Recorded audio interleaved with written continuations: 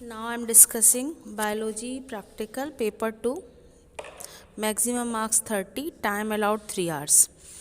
Candidates are allowed additional 15 minutes for only reading the paper. They must not start writing during this time.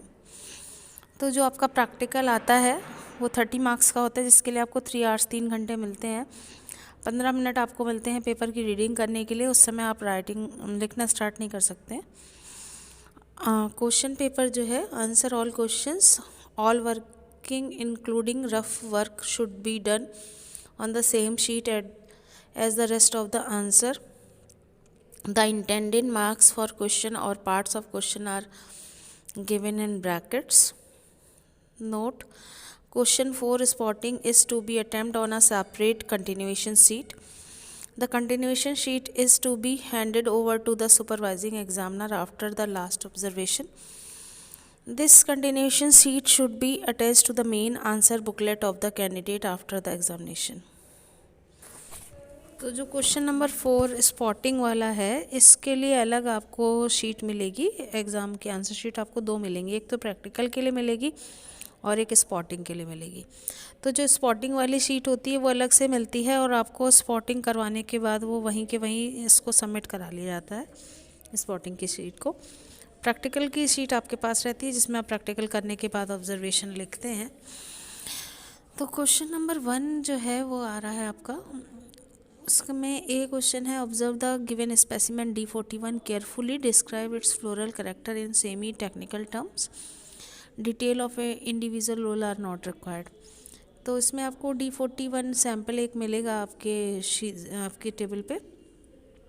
अब ये जो हो सकता है, ये आपको या तो मालवेसी फैमिली का मिल सकता है, हिबिस्कस रोजा साइनेंसिस फ्लावर मिल सकता है, या सोलेनेसी आपको मिल सकता है। तो सोलेनेसी में आपको धतूरा मिल सकता है, बैगन का मिल सकता है फूल, और या फिर आपको D41 में सोलेनेसी या मालवेसी फैमिली का कोई और फ्लावर ना मिलकर पिट्यूनिया का भी फ्लावर आपको दिया जा सकता है। फिर उसमें आपको करना क्या है, उसका आपको सेक्शन कटिंग करनी है, LS लॉन्गिट्यूडिनल सेक्शन काटना है, जैसा कि मैंने आपको वीडियो में बना के बताया हुआ है। लॉन्गिट्यूडिनल सेक्शन में जस्ट बीच में से काट लेते हैं फ्लावर को, और उसके आधे पोर्शन को एक प्लॉटिंग पेपर पर चिपका के लेबलिंग कर लेते हैं। बाकी आधे पोर्शन जो होता है उसके डिफरेंट पार्ट निकाल के कैलेक्स, कोरोला, एंडोशियम, गाइनोशियम, और उनकी लेबलिंग करके दूसरे प्लॉटिंग पेपर पे आप लगा देते हैं।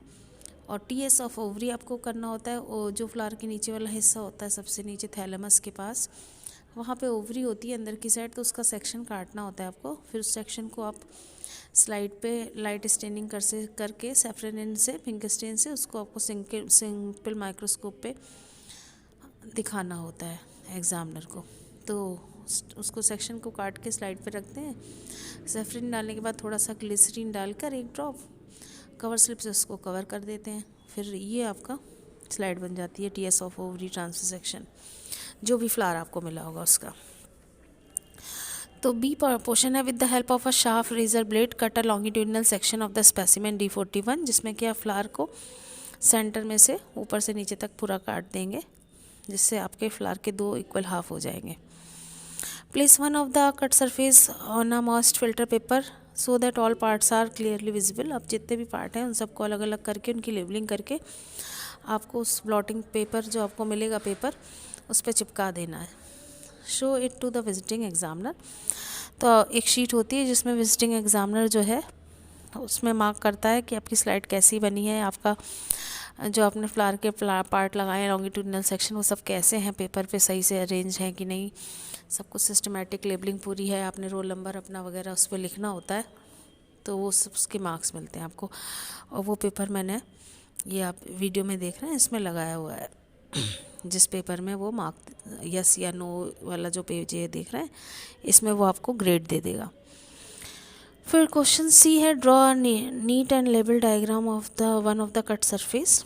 तो आपको जो भी फ्लावर मिला है उसका वेल लेबल डायग्राम बनाना होता है, LS का, लॉन्गिट्यूडिनल सेक्शन का। D क्वेश्चन है, with the help of hand lens provided carefully observe the स्टेमन, record your observation in a tabular form. तो यहाँ पे एक टेबल दी गई है, एंडोशियम और D41 लिखा है इसमें। जिसका फर्स्ट है relationship of stamen to each other आपको बताना है, सेकंड नंबर ऑफ स्टैमेन्स बताने हैं, और तीसरा इसमें नेचर ऑफ एंथर बताना है। तो क्वेश्चन नंबर ए का अगर हम आंसर की बात करें तो ए में आपको ए में at least one distinguish floral character बताना है सेमी टेक्निकल टर्म में, जिसके आपको हाफ मार्क आधा नंबर मिलेगा।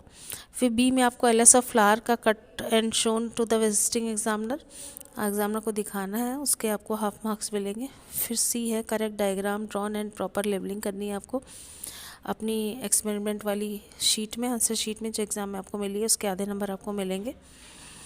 उसके बाद एंड्रोशियम में जो क्वेश्चन पूछा गया relationship of stamen to each other, तो मान लिया आपको अगर हिबिस्कस मिलता है तो उसमें मोनोडल्फस कंडीशन और एक्सप्लेन्ड आप करेंगे तो आपको आधा नंबर मिलेगा। नंबर ऑफ स्टेमस अगर हम हिबिस्कस में देखें तो इनफाइनाइट होते हैं, बहुत सारे होते हैं, आधा नंबर आपको इसके लिए मिलेगा। और आप नंबर ऑफ एंथर के आंसर में अगर रेनी फॉर्म या मोनोथिकस एक्सट्रोज और इंट्रोज जो भी फ्लावर आपको मिला उसके हिसाब से देंगे तो आपको आधा नंबर मिलेगा।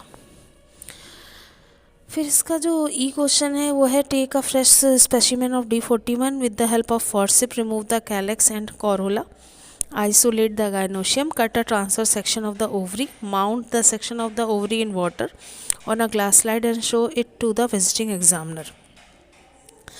तो जो ई क्वेश्चन कह रहा है इसमें फ्रेश स्पेसिमेन जो आपको D41 पे रखा हुआ है टेबल पे, उसको चिमटी की हेल्प से रिमूव करना है, उसमें से कैलेक्स और करोला और गायनोशियम को अलग करना है। फिर उसका ट्रांसफर सेक्शन आपको ओवरी का, जैसे मैंने आपको बताया था, कट करके बनाना है, माउंट करना है सेक्शन को पानी में, उसके बाद ग्लास स्लाइड में, और विजिटिंग एग्जामिनर को दिखाना है।